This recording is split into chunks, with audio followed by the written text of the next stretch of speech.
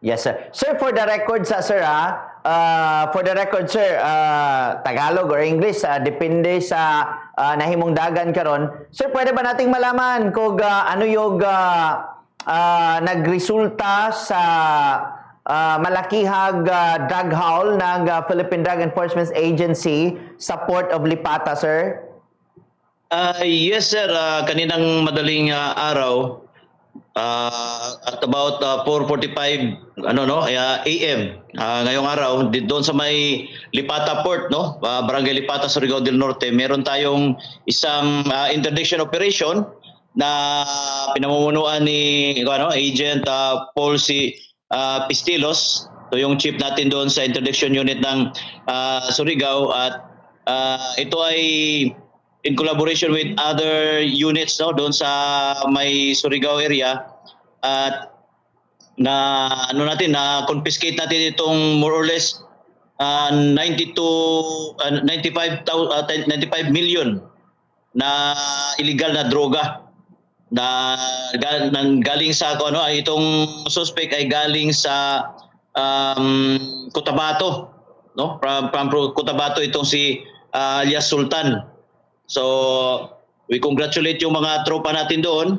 Nandoon din si RD Gabales, at pinoproseso ngayon nila yung karampatang kaso na ipapile dito sa 23 years old natin na suspect. Oo. So, sir, pwede ba nating malaman, sir, ano yung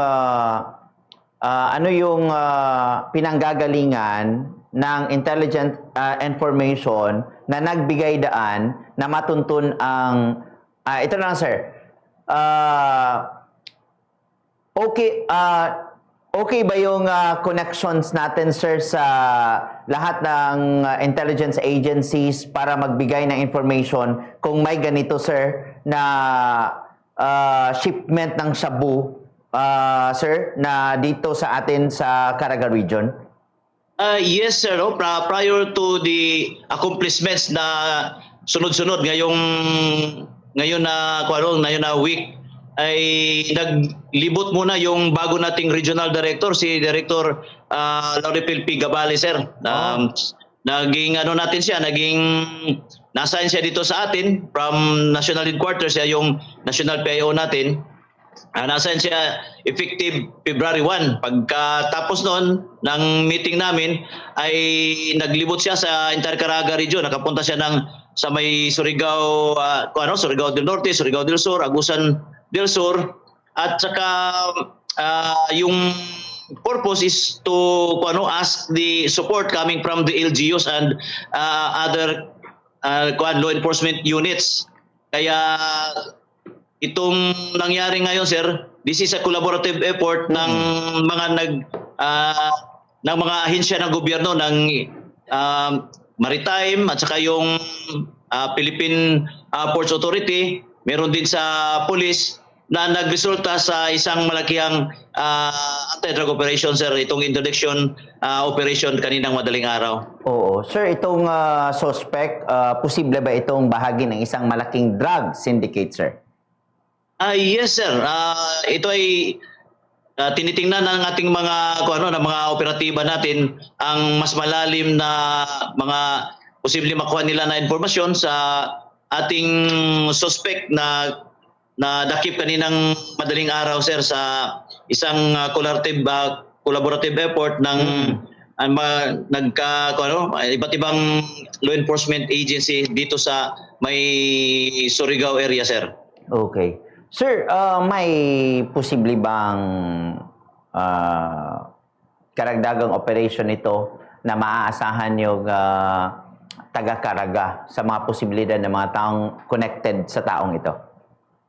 Yes sir, basta ganito kalakihan, sir, may yan, sir, may intelligence report na natin na receive natin galing sa mga informant natin, at nakuha din natin yung cellular phone, sir, ng suspect. Kaya malaking ito sa atin, malaking puntos ito sa atin dahil dito sa cellular phone ng courier ng droga, Mm. may mga kontak ito sir na posibleng magresulta sa malakihang mga operasyon sa susunod na mga araw. Sir, posible din ba na itong taong ito ay naging tagapagdala lang at hindi niya alam yung ganyang mga kalakaran? Ano yung payo niyo, sir, sa posibleng ganyan, anong payo niyo, sir, sa mga tao, sa mga listeners natin na baka may mga ipapadala sa kanila nga tulad ng ganyan, mga baggages, mga gulong, sir? Yes, yung mga mga inaarkila na magdala Oo. ng mga bagahe or yung mga cargo from one place to sa ibang lugar naman na papunta. Siguro sir, mag-advise natin kailangan kilalanin nila yung nagpadala at kung siguro alamin nila kung ano ang pinapadala sir sa kanila. Kasi usually sir, mga madakip natin sa sa gaya nito, mga drug courier, ayaw talaga nilang aminin na alam nila kung ano ang dinadala nila. But since na nakuha natin yung cellular phone na hindi magsisinungaling, so siguro makakuha tayo ng mga karagdagang impormasyon na sa ngayon sir ay under investigation pa ng ating mga tropa doon sa may Surigao area kasama si RD natin Gabali sir. Oo. Sir, okay na ni sir ha. Ang ako lang ani sir, kabalo man ta nga kamo sa Philippine Drug Enforcement Agency, stricto gid mo kaayo bisan asa nga mga port diri gakakita man ko sa inyo nga presensya. Mas pahugtan pa ba ninyo ang pagbantay sa mga pantalan or entry points sa rehiyon, sir? Yes, ang atong ginahimo sa mga entry ug exit points diri sa Caraga region, ato ginang gi-intensify ang ato pang gipalawman karon sa labi na sa gihimo sa atong regional director ang close coordination between sa mga agencies. Mao na atong gipalapdan og maayo, gi-intensify na nato nga effort dili lang diri sa Mindlan kundi hasta sa mga may Siargao nga area ug sa may dinagat nga area, kay gawas sa kining byland nga mga droga nga na-confiscate nato. Kung atong mahinumduman katong sa mga miaging bulan napoy mga na recover nato nga mga naglutaw nga mga illegal nga droga sa kadagatan. So dili lang diri sa land kundi mismo sa mga kadagatan pud. Mao na nga kung atong mahinumduman natay gi-create pinaagi sa pagpangulo sa katong partner nato nga ang NICA, nag-create sila og katong Caraga Interagency Maritime Monitoring Committee nga motoy usa sa mga hinungdan nga mag-coordinate ang mga lain-lain nga ahensya sa gobyerno labi na tong nasa kadagatan. Lakip na ang mga mga mangingisda aron makatabang sa tanaw sa atong lapad kayo nga kadagatan bisag diri sa Caraga region sa Surigao nga area, aron gyud nga dili nila magamit ang mga area nga transshipment point or kining agianan og kining kontrabando sa mas illegal nga droga sir. Oo. Tod sir, may posibilidad ba sir nga inana inyo pa nang imbestigahan basig og giagis kadagatan unya gipunit raning tawhana unya lawman bagid nga gikan pa ni sa posible nabay posibilidad nga inyo pong kanang sutaon nga kung gikan baka ni sa laing nasod kining mga drugaha sir? Yes sir, mao bitaw na nga ang atong ginahimo sa mga na-confiscate nato nga illegal nga droga, gitest na sa atong mga laboratory. So makita na ang gitawag nato og signature na sir at ang purity ana, i-compare dahil nato sa other nga mga illegal drugs nga na-seize or na-confiscate sa lain nga mga regions, sa lain nga mga lugar. Ug ila nang i-compare kung pariha ra ba ang purity, pariha ra og signature nga gitawag, kay ang buti pa sa buta na usa ra gigikanan. So kung makakuha ta na nga informasyon, natay mga nahimo nga analysis sa atong mga expert ana dito sa kauluhan aron maka-come up sila pinagi po sa mga sa mga sharing of kining information gikan sa atong nagkalain-lain nga ahensya sa gobyerno ug sa atong mga counterparts sa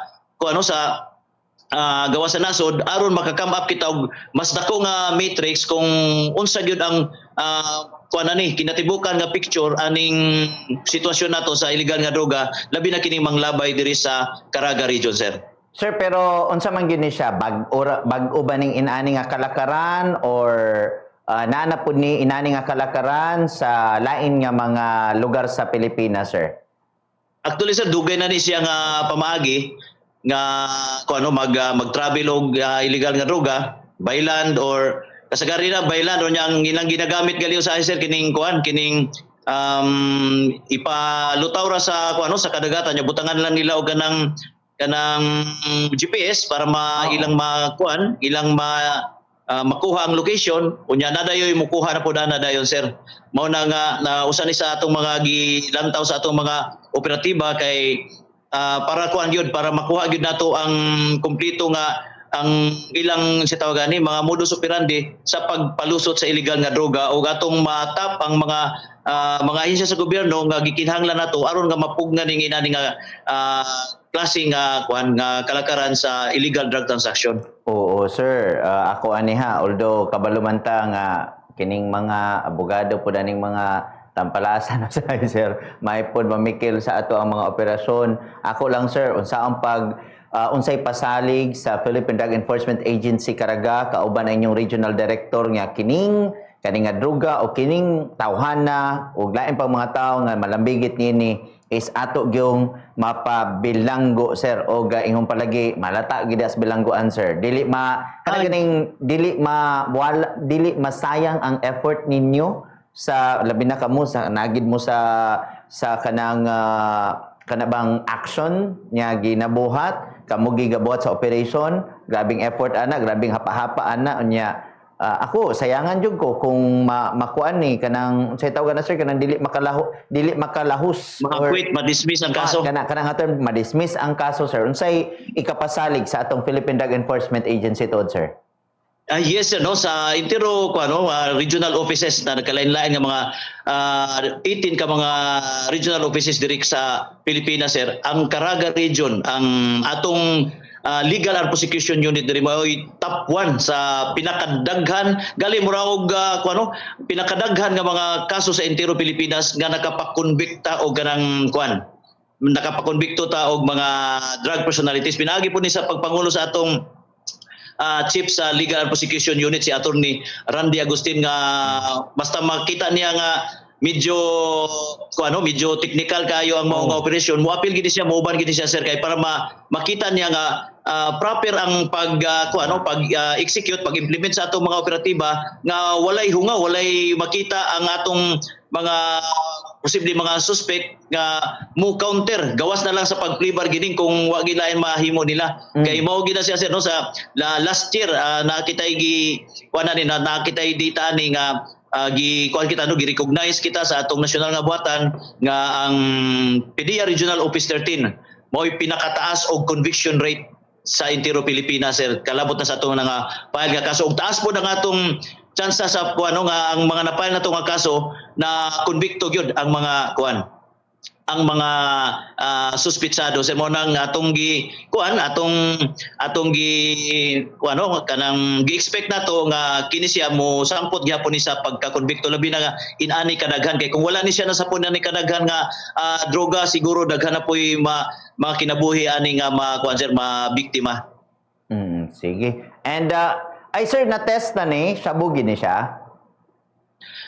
Ongoing ang atong gihimo, sino kay tagsa-tagsaon man ni mo bitaw nga sa pagkakaroon sige tag-contact dito sa atong sa atong counterpart dito sa atong tropa, wala pa gid sila ka tubag sa ato ganina naka-chance sila tubag ato naniudto sila, pero sa pagkakaroon, sir, ongoing na pod kay naraman tay goy 36 hours ka kinahanglan nato makasubmit ta ato sa Office of the Prosecutor o kinahanglan i-test ang matag usa ka mga tagsa-tagsahon gito sila og test og timbang aron makuha gyud nato ang actual nga timbang og ang purity mismo sa mao nga illegal nga droga. Mao na atong tumusa na sa mga protocol nga atong ginasunod labi na sa kining chain of custody rule nga atong gisunod under sa section 21 sa RA 9165, sir. Pero kani nga mga drugs, sir, posible nga mga kini nga droga, sir, diri ni sa ato unsay tawag ni kanang kustodiya. Ang tungod kay diri naman sa ato na sapon, diri ni kustodiya sa ato, sir. Kita ang mo kustodiya ni, pero kami nagduda nga ang kini is not intended for Caraga region. Kay gali mo gawasay naman ni padung sa posible dito sa sa lain nga region ni mo padulong. Kay nag-travel man siya og may gali kay nagkuha sa atong Seaport Interdiction Unit og napungan ang pag-travel ni ngadto sa uban pa nga mga region, sir. In ug out gyud dapat no kanay stricto gyud na amo diha no, in ug out kay ang pwede ang pasulod, pwede pud ang pagawas droga nga or mga drug operation mahitabo, sir. Yes, ang ato galing dili kay ta problema sa kining sa kining naay mga entry ug exit points diri sa Caraga region. Ang atong gilantawan na mo na nga naka-come up kita og kining Interagency Committee on Maritime Monitoring tungod aning vast coastline nato kay posible diha palutaon nga wala tay mga interdiction units nga parehaning mga K9 unit nato nga naa diri sa mga Port of Lipata ug sa ibang makapagal diri sa may Surigao nga area, sir. Sige. Sir, gawas na lamang basin ako wala na pangutana sa imuha, sir, nga gusto niya ipaabot sa ato aga mga viewers, listeners karon diri sa Bombo Radio, sir. Yes, ang atong kadumalahan sa Philippine Drug Enforcement Agency kauban ang uban nga mga ahensya sa gobyerno. Andam kay nga modawat sa inyong mga reports kung aduna diri sa mga kabaybayonan aduna mo'y makita nga mga kining kadudahan nga mga nagdutaw nga mga bagahe. I-report din ninyo sa pinakaduol ninyo nga barangay kay kana sila equipped na sila kana ato mga partner nga mga badak og kinalangit kita magbinantayon sir no sa atong sa atong ang atong kampanya batok sa illegal nga droga responsibilidad ni nato tanan labi na kay kinahanglan nato nga safety no sa atong mga areas nga asa kita na nanimuyo, sir. Sige, Sir Dindo Abellanosa, sir. Daghan kayong salamat, sir, sa panahon niya. Mukhang nakauban o basig pila ka gutlog gikan karon, sir. Na po yung mga development nini. Labi na pagpasayod ko kaning shabu or sa magid ni siya nga nakuha sa iya ha. Anam gyapon mi, sir, nga magpakisayod o ipaabot din nato sa ato nga mga katauhan ang mga development sa inyong mapagpaningkamot, sir. Salamat kayo, sir. Good job sa Philippine Drug Enforcement Caraga Region, sir. Yes, maingod to pod.